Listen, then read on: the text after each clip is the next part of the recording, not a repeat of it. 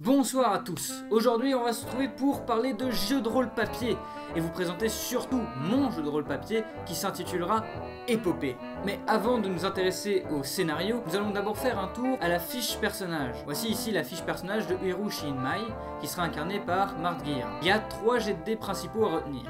Le jet de dés force, intelligence et social. Les jets de dés force concerneront toutes les actions physiques.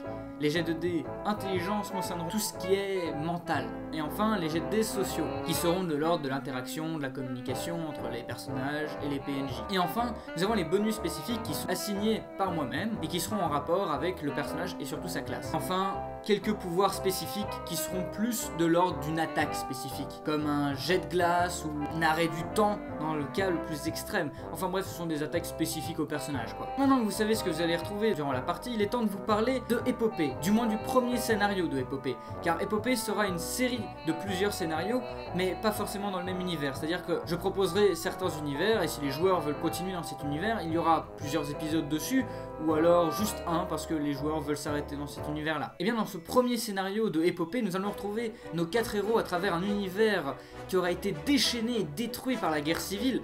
Aucun camp a vraiment réussi à instaurer son gouvernement au sein de tout le pays, mais au fur et à mesure, 2 camps se démarqueront. Le camp Meiji et le camp Seiji. 2 camps qui n'ont aucun idéal en commun.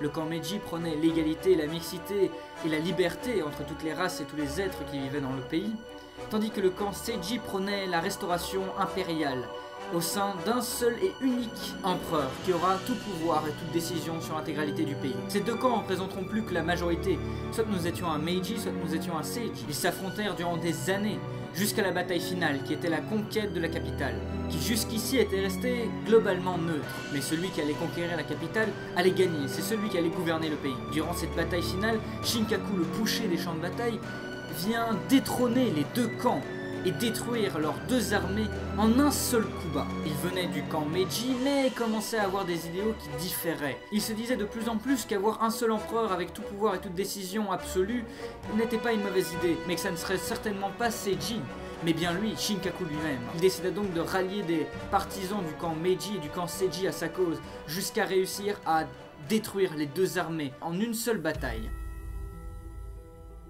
Il est maintenant l'empereur, déjà depuis quelques années, même quelques dizaines d'années, et évidemment les 2 camps n'ont pas vraiment apprécié le coup bas qu'ils ont eu. Le camp Meiji et le camp Seiji, malgré l'écrasement, restent toujours présents. Même si les 2 camps ne se font pas bataille et essayent plutôt de récupérer le pouvoir, il n'en reste pas moins ennemis, tous les 3.